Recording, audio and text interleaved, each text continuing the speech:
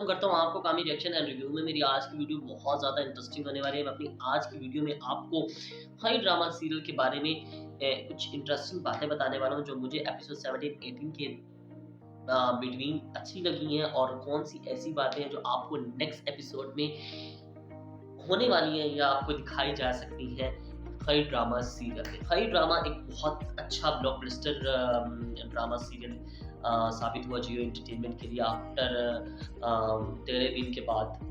काफ़ी टाइम बाद इनका कोई ड्रामा ट्रेंडिंग में जाने लगा है। तो अब ड्रामे की स्टोरी के ऊपर बात करने से पहले आपसे रिक्वेस्ट करना चाहूँगा, अगर आपने अभी तक यहाँ पे कामी रिएक्शन एंड रिव्यू को सब्सक्राइब नहीं किया तो काइंडली सब्सक्राइब कर दीजिए। आपको लेटेस्ट रिव्यू और ड्रामास के बारे में इन्फॉर्मेशन मिलती रहेगी एज अ मेरे चैनल के थ्रू। थैंक जो मौत हुई है और किस तरह यहाँ पर समैता ने उसको अपने जाल में ट्रैप किया है कि वो फ़ोन पे बात कर रही होती है तो गुलाब खान आता है तो वो कहता है कि जाओ उसकी जान बचा लो, वो खतरे में है। तो वो भागा जाता है इधर से, वो बादल खान को इन्फॉर्म करती है। जो वो बाद में स्माइल दे रही होती है ना, वो स्माइल इतनी ज़्यादा उसके लिए जस्टिफाई होती है कि अब उसको यकीन है कि यानी कि उसका जो इनके लोगों के बुरे दिन वो स्टार्ट हो चुके हैं, जो इन्होंने इसके साथ किया था, इसके भाई को, बाप को मारकर अब उसका जो बदला है वो शुरू हो चुका है। सबसे मज़ेदार सीन था, सबसे जो मज़ेदार सीन था ना कि वो कहता है कि सुबह हो गई, यानी कि सुबह हो गई और अज़ान आती है, वो सर पे दुपट्टा लेती है और इतनी ज़्यादा मतलब कि वो खून भरी आँखों से उसकी तरफ देख रही होती है और वो कहता है कि सुबह हो गई, सुबह हो गई। जस्ट अस अमेजिंग सीन था इस ड्रामे का। शायद ये 13-14 एपिसोड के बीच में आया था जो सीन था इस ड्रामे का, बट मैंने इसको 7-18 में इंक्लूड कर दिया। बहुत अच्छा और खासा इंटरेस्टिंग सीन लगा मुझे।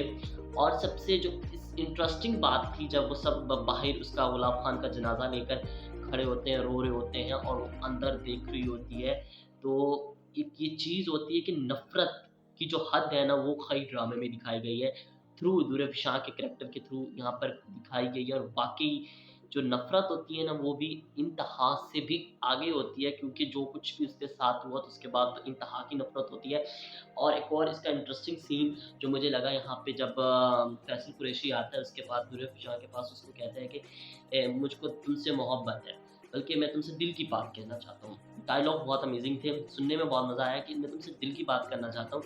ये सब लोग जो कह रहे हैं कि मैंने मोहब्बत करके गलत किया, तो वो कहता है कि मोहब्बत करना कोई गलत होता? वो कहती है नहीं, मोहब्बत करना नहीं गलत होता। वो कहती है कि तुम मेरा दुश्मन है, तो वो कहते हैं कि नहीं, तुम दुश्मन जिन्हें हाँ, हो भी सकती हूँ मैं तुम्हारी दुश्मन, क्योंकि तुमने मेरे पूरे ख़ानदान को सही किया है और ये सब भी दुश्मन हो, अगर मुझे किसी से कोई फ़र्क नहीं पड़ता, अगर तुम समझते नहीं हो तो।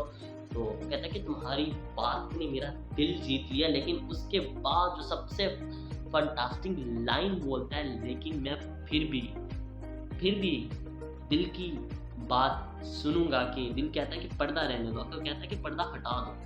तो मुझे माफ़ करना, मैं पर्दा हटा के रहूँगा। अगर तुम्हारा कसूरवार होगा तो तुम मरोगी, तुम्हारा कसूरवार नहीं होगा, अगर तुम्हारा कसूर नहीं होगा तो तुम नहीं मरोगी। तो कुछ ऐसी इंटरेस्टिंग बातें हैं जिनको देखकर मुझे लगा कि हैविंग शॉक बहुत ज़्यादा इसको अंडर प्रेशर बहुत ज़्यादा कॉन्टेंसली के साथ मुकम्मल कॉन्स्टेंसी के साथ इसको बनाया गया है, शूट किया गया है, लिखा गया है। बड़ी इंटरेस्टिंग बातें कई ड्रामे को मैंने स्टार्ट से देखा, कई मैं स्टार्ट में नहीं देख रहा था, कई का जो प्रोमो आया तो मैंने कहा देख लेंगे अभी, तो कुछ और मसरूफियात की वजह से मैं खई को नहीं देख पाया, बट फिर मैंने अभी खई को देखा तो काफ़ी इंटरेस्टिंग लगा मुझे ये ड्रामा। चलें तो नेक्स्ट एपिसोड के ऊपर बात करते हैं कि नेक्स्ट एपिसोड में क्या सीन आपको यहाँ पे दिखाया गया था, क्योंकि वो ज़्यादातर नानी के साथ रहती है वहाँ पे इस ड्रामे में, और जब से वो खई होकर आई है इधर तो वो उसको कहता है खालिद भट्ट साहब कि आप, वो तुम्हारे साथ रहती है, तुम इस चीज़ का सबसे अच्छे तरीके से पता लगा सकती हो कि वो हमारा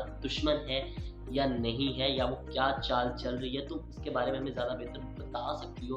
तो जो अब वो नानी है उसको अब उन्होंने ज़मीदा के पीछे लगा दिया है कि अब ये ज़मीदा की चाल जो भी चाल चलेगी उसके बारे में हमें इन्फॉर्म करती रहेगी। तो यहाँ पर फैसल कुरैशी भी ज़ुबैदा के पीछे पकड़ के कहता है कि तुम हो हमारे दुश्मन, तुम अगर नहीं हो तो तुम साबित करो। तो ज़ुबैदा कहती है कि 4 दीवारों में रहकर मैं क्या कर सकती हूँ, लेकिन जो 4 दीवारों में रह के हो रहा है उसको नानी पता लगा लेती है। यानी कि वो यहाँ पर ज़ुबैदा का जो बैग होगा उसकी तलाशी लेगी, उसके बाद उसको वो मोबाइल मिलेगा। लेकिन यहीं पे बात आ जाती है, बहुत ही इंटरेस्टिंग बात आ जाती है कि नानी इस मोबाइल के बारे में बताने वाली है या नहीं बताने वाली, जो हम सब ये जानने के लिए नेक्स्ट एपिसोड को बहुत बेसब्री से इंतज़ार कर रहे हैं। तो मेरे ख्याल में नहीं है कि नानी इन्फॉर्म करेगी फैसल कुरैशी या खालिद भट्ट साहब को कि ज़ुबैदा के पास मोबाइल फ़ोन मिला है। मैं कैरेक्टर्स के नाम नहीं ले रहा, बट जो उनके रियल नाम है मैं उनसे इन्फॉर्म कर रहा हूँ।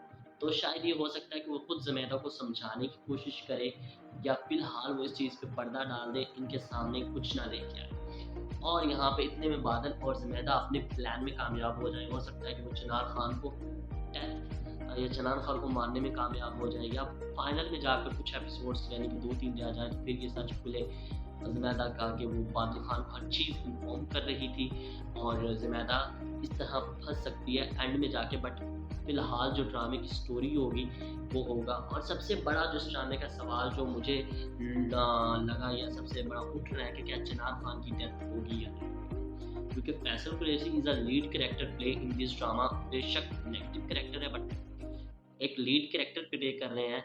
मगर अगर इसकी डेथ नहीं होगी तो फिर इसका क्या एंड हो सकता है चिनार खान का? क्या चिनार खान को एहसास हो जाएगा, या चिनार खान हो सकता है कि चिनार खान के वालिद यानी कि खालिद भट्ट साहब की डेथ इस ड्रामे में भी हो जाए, और या फिर कुछ ऐसा हो सकता है जिसकी वजह से ज़ुबैदा इसको माफ़ कर दे, या शायद इसका डेथ वाला सीन ना दिखाया जाए। लेकिन जितनी नफ़रत यहाँ पर उसकी आँखों में दिखाई जाती है, ज़ुबैदा की आँखों में, तो मुझे ये लगता था कि फैसल कुरैशी को मारेगी। बट जैसे-जैसे ड्रामा आगे हो रहा है, स्टोरी बढ़ रही है, तो मुझे इससे यही अंदाज़ा हो रहा है कि फैसल कुरैशी यानी चिनार खान को नहीं मारा जाएगा, माफ़ कर दी जाएगी ज़ुबैदा। क्योंकि स्टोरी में अगर आपने कोई अच्छा लेसन भी तो देना है ना, एक अच्छा लेसन देने के लिए ना आपने उसको टीवी पे प्ले किया। पहले जो फैसल कुरैशी या उसके फादर ने ज़ुबैदा के ख़ानदान के साथ किया, अगर ज़ुबैदा भी सेम टू यू कर देती है तो फ़र्क तो कुछ नहीं रह जाता।